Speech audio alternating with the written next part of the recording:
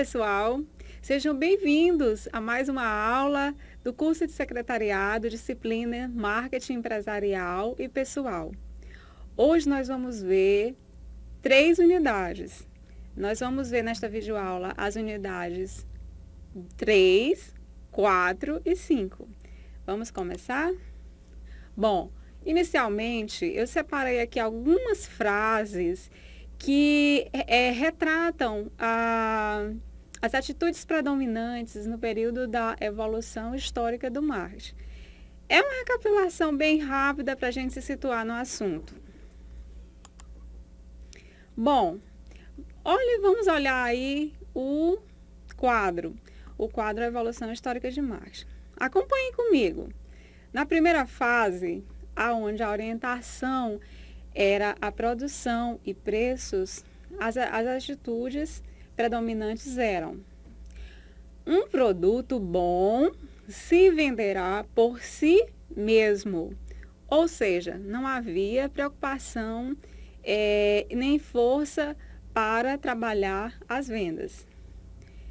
Posteriormente, na segunda fase, as vendas, o foco seriam as vendas e atitudes predominantes dos fabricantes, e a concepção da época era que propaganda e venda criativa vencerão a resistência do consumidor. Então aí, olhem para cá, por favor. Nesse período, pensava-se o quê? Que somente a venda, trabalhar na venda era importante.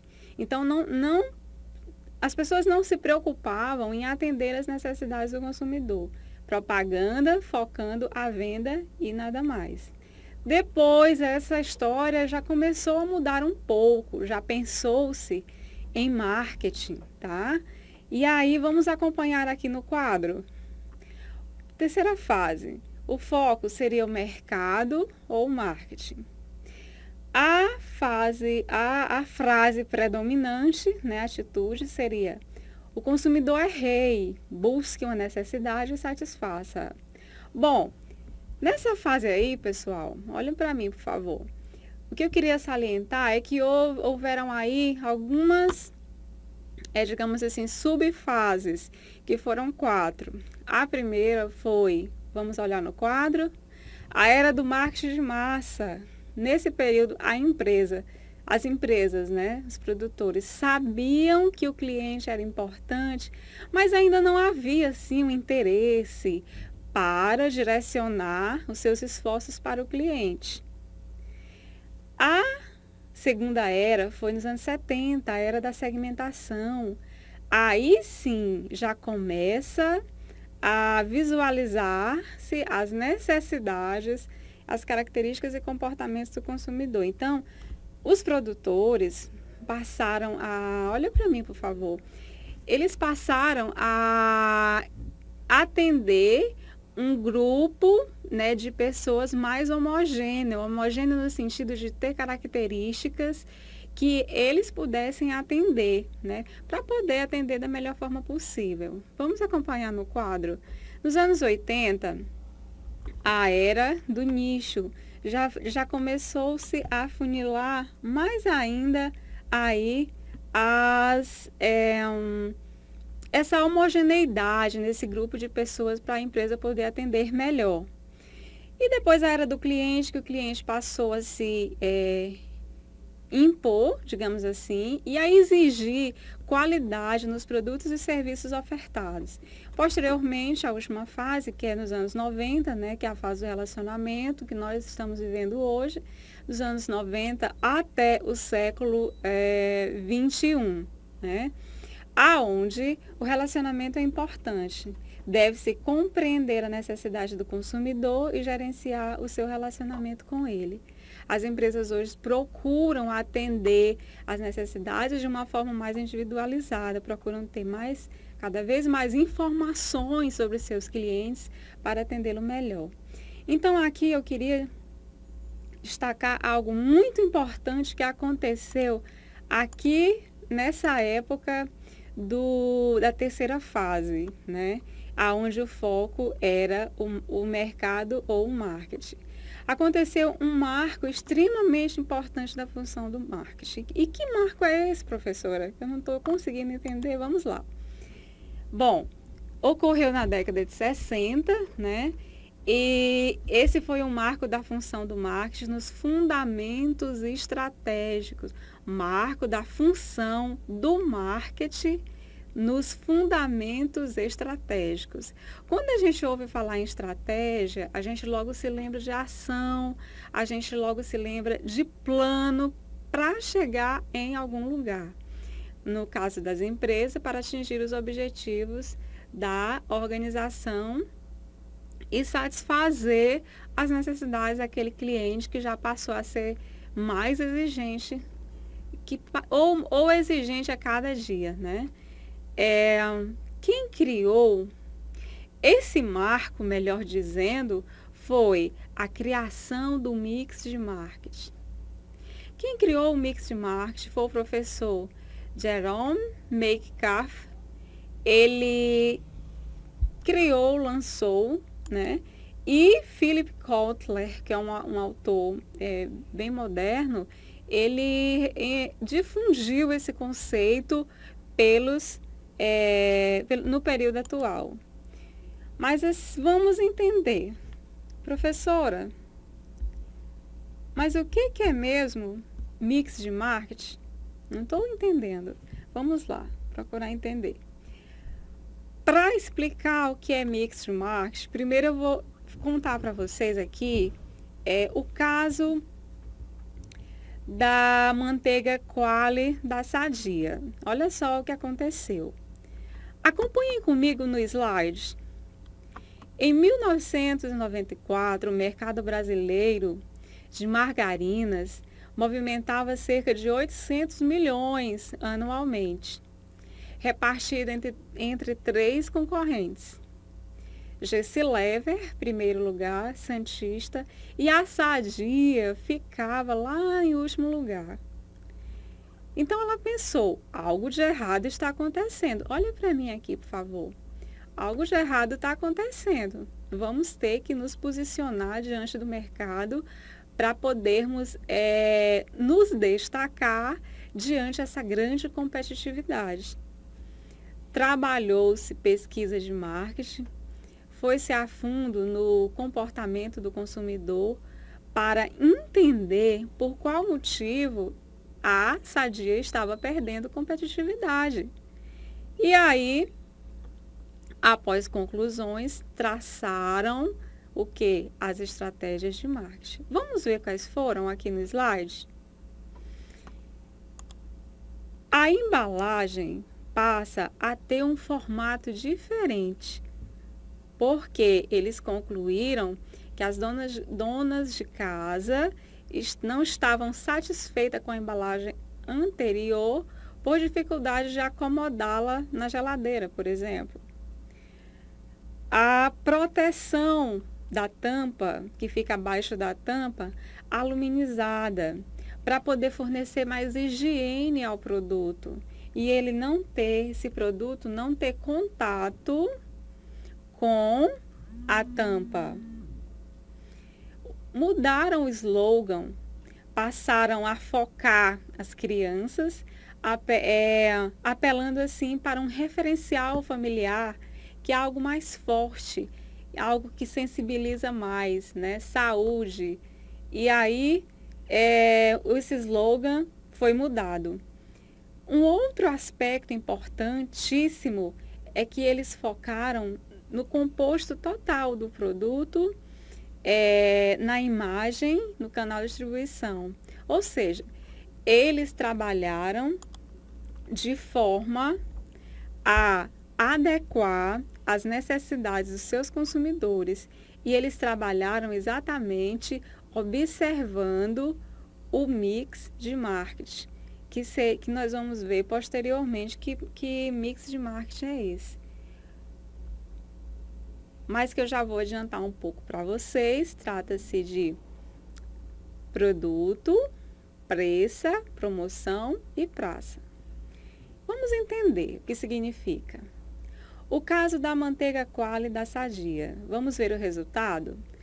Depois dessas estratégias, acompanhando aí no slide, a Quali passou de último lugar a primeiro, destacando-se entre os seus concorrentes. Então, gente, o que acontece? Como eu falei para vocês, eles investiram exatamente para atender o consumidor, investiram no mix de marketing, em modificar os vários aspectos do seu produto, do seu preço, da sua promoção e de praça, baseadas nas necessidades que haviam naquele momento. Aí a gente se pergunta, bom, então marketing, então mix de marketing, o que seria? É o que eu já falei para vocês, 4Ps, são 4 elementos básicos que compõem a estratégia de marketing de um produto ou de uma organização, melhor dizendo. Então, o mix de marketing, na verdade, gente, ele desdobra-se em um conjunto de ações e planejamento para as empresas utilizarem como referencial para alcançar os objetivos que são conquistar, encantar e fidelizar os seus clientes. Mas uma coisa importantíssima que eu tenho para falar para vocês é, antes de fazer qualquer planejamento, a empresa deve traçar, deve escolher o seu público-alvo para que, a partir desse público-alvo, ela possa identificar o quê? Ela possa identificar suas necessidades, suas características, seus comportamentos e possam se adequar a esse cliente, satisfazendo e, consequentemente, produzindo, fornecendo valor aos produtos e serviços ofertados a esse cliente. E foi isso que ela fez. Então, como você viu na explicação, funciona mais ou menos assim. O que a empresa fez foi, diante do produto, ela procurou entender e responder a essa pergunta. O que o cliente quer do produto?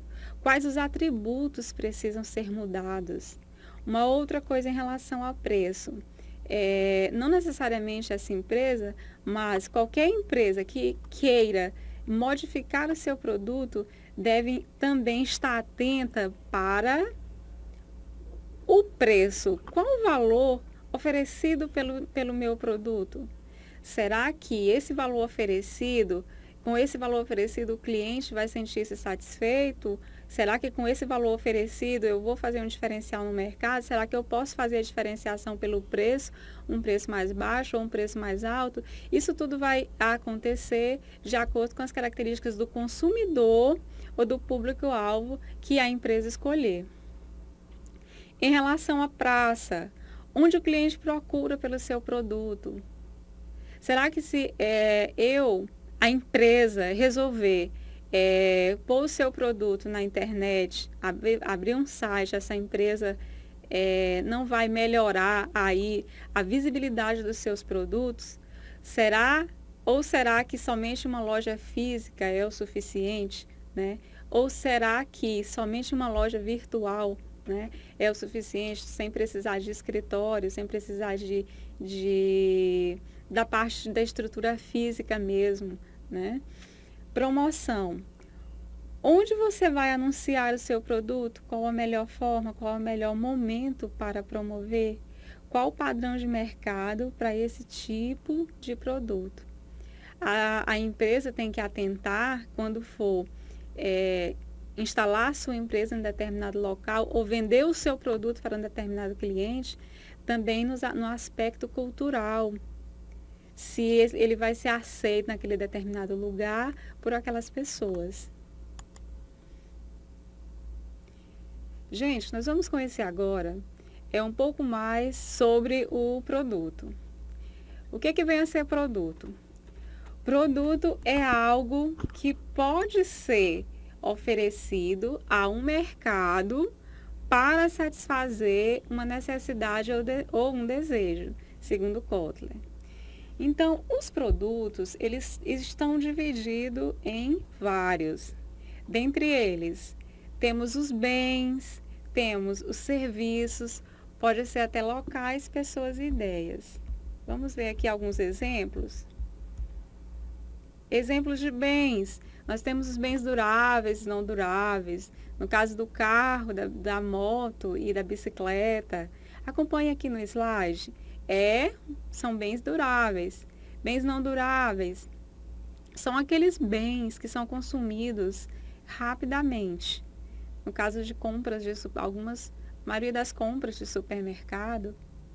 Serviços são oferecidos aos clientes pelas empresas. A gente não pode, serviço o cliente não pode ver, mas pode sentir o resultado e observar se foi bem ou mal atendido, né? Temos serviços, pode ser um serviço de oficina mecânica, pode ser um serviço de salão, de beleza, pode ser um serviço de pós-venda que é feito nas empresas que administram um bom relacionamento com o cliente. Pode ser também ideias, né? Temos como exemplo de um produto, uma ideia como produto, armadilha para pegar o mosquito da dengue, que foi lançada, foi ensinada, acompanhe aqui no slide, foi lançada recentemente por um professor, né? Pode ser também algo voltado para tecnologias sustentáveis. Um pedreiro de Minas Gerais ganhou um prêmio, né, nacional por ter feito uma casa de uma forma ecologicamente correta, usando garrafa PETs. Então, isso é um produto que posteriormente poderá ser até comercializado. Então, os bens, eles podem ser físicos, que são os bens tangíveis, e pode também ser serviços, que são bens intangíveis. Outros elementos importantes da composição do produto. Nós temos 3 elementos importantes, que são a marca, né, a embalagem e serviços relacionados. No caso da marca, a marca ela tem que ser única e tem legislação para isso. Então, tem que ser alinhada às características do produto. E tem que é bom que tenha facilidade de identificação, porque essa marca, ela vai ser a identidade do produto. Como o cliente vai lembrar dessa marca. Então, tem que ser uma marca e um nome de fácil memorização, por exemplo. Pode ser um nome, pode ser um símbolo, pode ser um elemento gráfico ou uma combinação. Vamos ver aqui alguns exemplos. Coca-Cola, Pepsi, Toyota. Alguns exemplos aqui, vamos olhar no slide. Exemplos de marcas apenas com nome. Google, Johnson & Johnson. Exemplos de marcas com imagens seria a Apple e a Puma. O emblema do governo federal com imagens e nome, no caso seria mista. Da Citroën, é uma forma tridimensional. Do Instituto Federal do Campus Valença, por exemplo, que tem aqui, seria uma imagem mista também, seria uma marca mista. Então, o que é importante saber é que essa marca, ela vai sempre lembrar a empresa. Então, é algo que vai ficar na mente do cliente na hora que ele vê a marca. E eu queria dizer para vocês que mais importante do que a marca é o cliente entender e perceber que os produtos e serviços daquela empresa têm grande confiabilidade. A embalagem. A embalagem trata-se do invólucro do produto, tem funções principais de proteção, no caso da logística, vai transportar de uma cidade para outra um produto. Então tem que ter essa preocupação, porque dali também vai impactar lá na saúde do consumidor, né? Alguns atributos, né, devem obedecer à parte legal, estocagem, informação e tornar. Então, gente, em relação à embalagem, é importante que a embalagem seja algo atraente, porque muitas vezes aquele produto, às vezes a qualidade dele interna não é tão boa, mas só a embalagem já leva o cliente a comprar o produto. Agora, algo que é de extrema importância é que, lógico, que além da embalagem, o conteúdo também tem que trazer valor para o cliente. Ele tem que gostar, ele tem que achar que surpreendeu as expectativas dele para ele poder voltar a comprar, lógico, né? Então, nós temos aí exemplos, esse alimento para criança, que a embalagem pode se tornar uma mamadeira. Nós temos outros aí que, esse suco de laranja, que já vem com a caixinha que chama a atenção da criança. Esse outro cofrinho aí, que é, na verdade, um biscoito em formato. Dentro tem biscoitos, então as crianças logo que veem já se sentem logo atraídas pelo produto, e quando vão provar realmente o biscoito é muito saboroso. Então aí tudo isso ajuda a vender o produto. Falando do rótulo, é a identificação, gente, do produto. No rótulo tem que ter a identificação do produto, tem que ter a composição, tem que ter informações técnicas, tudo isso obedece a uma legislação. E outra coisa muito importante é a assistência ao produto.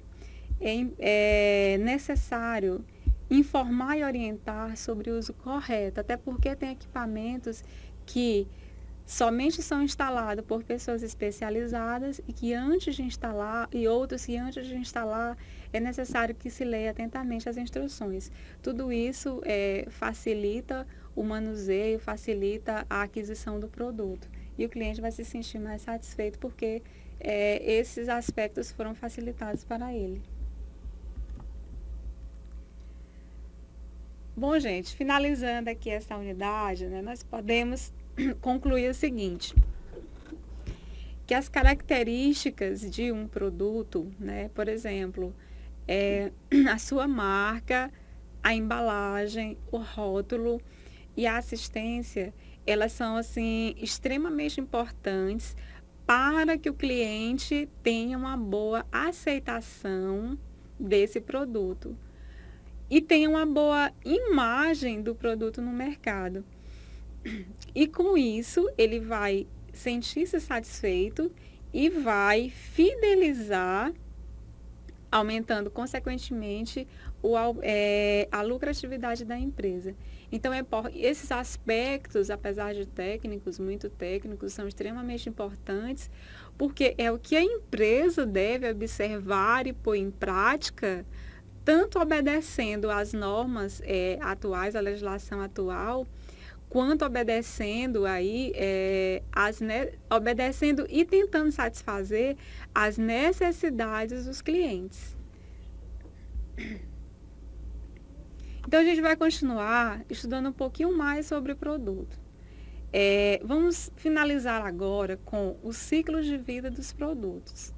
O objetivo desta unidade é conhecer como os produtos nascem, como eles crescem e depois desaparecem do mercado. Será por que existe produto que é lançado e logo some, desaparece? Será por que um produto passa anos e anos, faz sucesso, vende valores exorbitantes e depois cai no esquecimento? Então, vamos ver aqui. Porque, na verdade, gente, os produtos, eles têm um ciclo de vida que pode ser parecido com o do ser humano. O ser humano nasce, cresce, envelhece e morre. E os produtos também. Vamos entender aqui? Vamos olhar aí o gráfico. para vocês visualizarem o que eu falei. Eu vou contar para vocês aqui o caso, olha para mim, por favor, para a gente poder entender sobre o ciclo de vida do produto. Eu vou contar o caso aqui da Apple, né? A Apple lançou em 2001 e 2003 um iPod MP3 que fez grande sucesso no mundo inteiro, né? É um aparelhinho de ouvir música. Quando foi o auge das vendas desse iPod, aconteceu em 2008, né? Com o faturamento, a Apple chegou a ter o faturamento com esse produto, 40% do seu faturamento total vinha desse produto. Então, assim, quando foi entre 2009 e 2014, esse produto começou a cair, as vendas começaram a cair. Então, qual foi a estratégia que a Apple usou? A Apple resolveu aí lançar outros produtos, como, por exemplo, smartphones, porque ela percebeu que era uma nova tendência, né? Então, entre 2009 e 2015, agora chegando em 2014, a tendência desse produto é praticamente as vendas zerarem, porque os smartphones estão substituindo, os clientes estão preferindo utilizar o smartphone ao invés desse produto. Então, isso é para mostrar para vocês que no início, foi a fase que foi lançada no mercado, foi a fase da introdução, que é a fase, como se fosse a fase do nascimento de uma pessoa. Quando as vendas começaram, daí 2002 até 2008, foi a fase de crescimento, né? Que no ser humano também é crescimento. Existe a fase de crescimento. Em 2008, que foi o auge das vendas, foi a fase da maturidade, que o ser humano também tem o auge da maturidade, né? Quando se torna adulto. E entre 2009 e 2014, que as vendas começaram a despencar, foi a fase do envelhecimento. Até posteriormente esse produto sumir do mercado. Possivelmente algumas cidades ou alguns países ainda comercializam por algum tempo mais, principalmente aqueles países, os países mais subdesenvolvidos, os países que estão com possibilidade financeira menor. Então, eles vão permanecer, vão continuar vendendo esses produtos. Mas os países desenvolvidos, os países onde esse produto foi lançado, possivelmente logo as vendas vão ser substituídas. E esse produto ele vai cair em declínio. Então, o importante disso tudo, gente, é que, do ciclo de vida dos produtos, é que, sabendo-se que um produto, ele não é permanente, a empresa tem que ter o cuidado de observar a aceitação dos seus produtos no mercado e procurar, a partir daí, traçar estratégias para que esse produto, ou que esse produto seja renovado, ou que esse produto seja substituído por um outro, né? Então, essas modificações, essas estratégias, elas estão diretamente relacionadas àquilo que a gente estava estudando no início, que foi explicado, que é exatamente o mix de marketing. A empresa tem que se voltar para as estratégias e basear-se no preço, no produto, no preço, na promoção e na praça. E traçar estratégias para manter-se no mercado da melhor forma possível, garantindo assim a sua competitividade, a sua lucratividade e a satisfação das necessidades e desejos dos seus consumidores.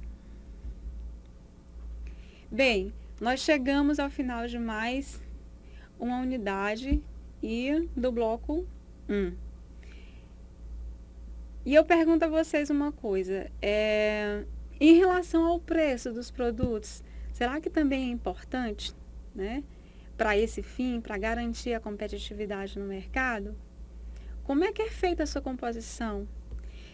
Gente, é sobre isso que nós vamos falar na próxima aula. Até a próxima aula.